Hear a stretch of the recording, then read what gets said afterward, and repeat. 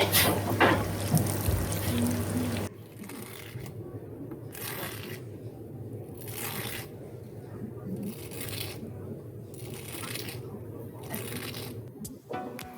বন্ধুরা, বং ফ্যামিলি কিচেনে আপনাদের আরও একবার জানাই অনেক অনেক স্বাগত।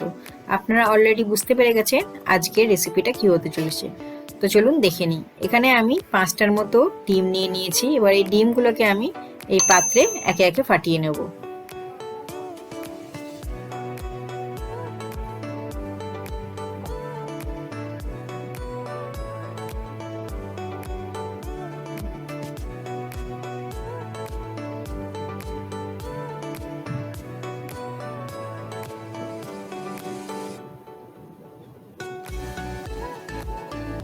ডিমগুলোকে আমি সবগুলো একসাথে ফাটিয়ে নিয়েছি। এবারে আমি একটা কাঁটা চামচের সাহায্যে ডিমগুলোকে একসাথে খুব ভালো করে মিশিয়ে নেব।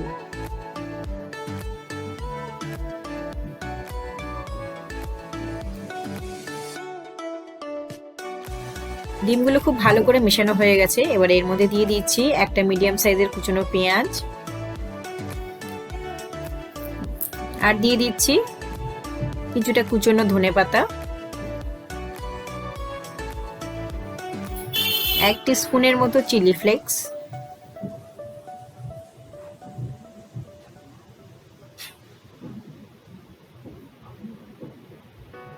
এবার এই সমস্ত উপকরণগুলো দিয়েও ডিমগুলোকে খুব ভালো করে আরো একবার মিশিয়ে নেব।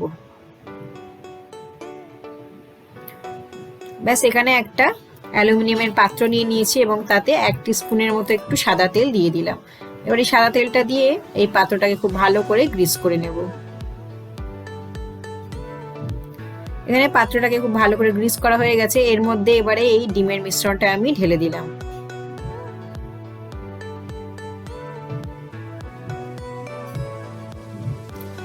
ব্যাস, এখানে উনুনের ওপর আমি একটা পাত্র বসিয়ে নিয়েছি। এবার পাত্রটা মোটামুটি ভালো মতো গরম হয়ে গেছে। এবারে পাত্রের মধ্যে ঢেলে দিলাম সামান্য পরিমাণ একটু জল। এবারে জলটা ঢালার পরে আমি এর মধ্যে বসিয়ে দিলাম এরকম একটা স্ট্যান্ড। এবারে স্ট্যান্ডটা বসার পরেও আরো সামান্য একটুখানি জল আমি দিয়ে দিলাম। এইবারে এর ওপর আমি ডিমের মিশ্রণের এই পাত্রটা আমি বসিয়ে দিলাম। এবারে এই মিশ্রণটিকে প্রায় 12 থেকে 15 মিনিট মতো স্টিম করে নেব। তো এখানে প্রায় 15 মিনিট কমপ্লিট হয়ে গেছে। এরপর আমি ঢাকনাটা খুলে নিচ্ছি। এবারে দেখে নেব ডিমের মিশ্রণটা ভালো করে হয়েছে কিনা। এখানে আমি একটা ছুরি দিয়ে দেখে নিচ্ছি মিশ্রণটা একদম পুরোপুরি ভালোভাবে স্টিম হয়ে গেছে কিনা। তোমরা দেখতেই পাচ্ছ হাতে আমার কিছুই লাগছে না, মিশ্রণটা খুব ভালোভাবে এখানে স্টিম হয়ে গেছে। এবারে আমি পাত্রটাকে একটুখানি ঠান্ডা করে নেব। পাত্রটা একটুখানি ঠান্ডা হয়ে যাওয়ার পরে আমি ছুরি দিয়ে পাত্রের চারপাশে এইভাবে আমি কাট লাগিয়ে নিচ্ছি, যাতে আমি ডিমের মিশ্রণটা এই পাত্র থেকে খুব ভালো করে বের করে নিতে পারি।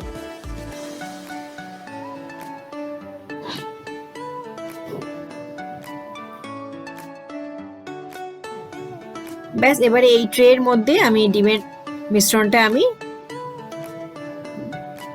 ঢেলে নিচ্ছি। এবার এই ডিমের মিশ্রণটাকে ছুরি দিয়ে খুব ভালো করে একদম পিস পিস করে কেটে নেব।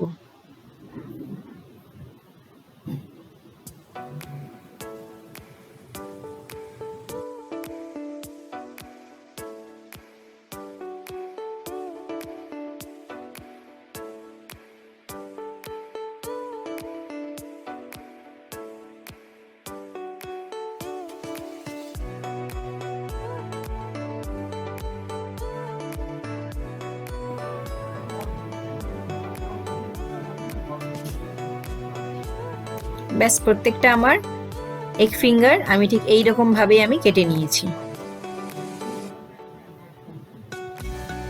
এখানে আমি একটা লিকুইড ব্যাটার বানিয়ে নেব। তার জন্য নিয়ে নিয়েছি 2 টেবিল স্পুনের মতো ময়দা, আর নিয়ে নেব 1 টেবিল স্পুনের মতো কর্নফ্লাওয়ার,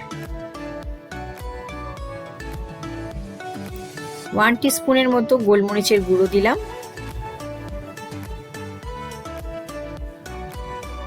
আর সামান্য একটুখানি পরিমাণ অনুযায়ী একটুখানি লবণ দিয়ে দিলাম। আগে এই শুকনো উপকরণগুলো খুব ভালো করে একটু মিশিয়ে নেব। এবারে অল্প অল্প করে জল অ্যাড করে একটা মাঝারি ঘন ব্যাটার বানিয়ে নেব।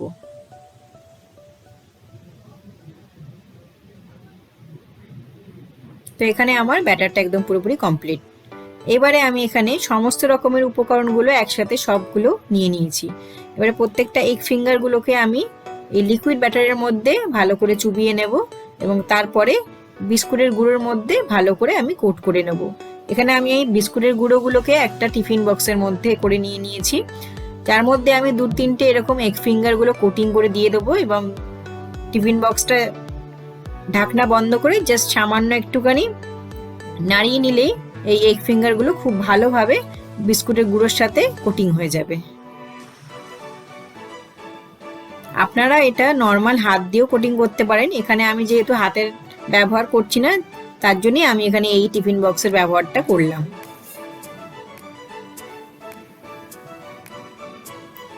তো দেখুন খুব ভালোভাবে কিন্তু বিস্কুটের গুঁড়োটা এগ ফিঙ্গারের গায়ে ভালো করে কোটিং হয়ে গেছে।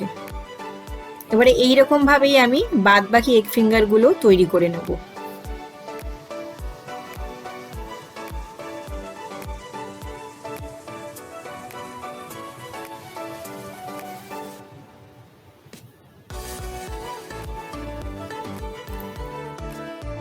ব্যাস এরপরে আমি প্যানের মধ্যে পরিমাণ অনুযায়ী সাদা তেল দিয়ে দিয়েছি এবং সাদা তেলটাকে ভালো মতো গরম করে নিয়েছি। এবারে এক এক করে এগ ফিঙ্গারগুলোকে আমি ছেড়ে দিলাম, আর এখানে আমি আমার ফ্লেমের আঁচটা করে রেখেছি লো মিডিয়াম ফ্লেমে।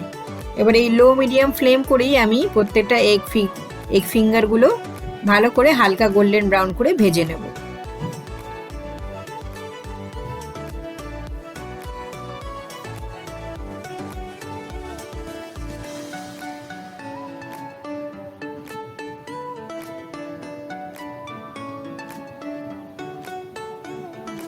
ব্যাস এখানে আমি প্রত্যেকটা এগ ফিঙ্গারগুলোকে খুব ভালো করে ভেজে নিয়েছি হালকা গোল্ডেন ব্রাউন করে। এবারে এক এক করে এগ ফিঙ্গারগুলোকে আমি তুলে নিচ্ছি। তো আজকের এই রেসিপিটা যদি আপনাদের ভালো লেগে থাকে তো অবশ্যই আমার চ্যানেলটাকে লাইক, শেয়ার এবং সাবস্ক্রাইব করার অনুরোধ রইল। আবার দেখা হচ্ছে একটা পরবর্তী ভিডিওতে। নমস্কার।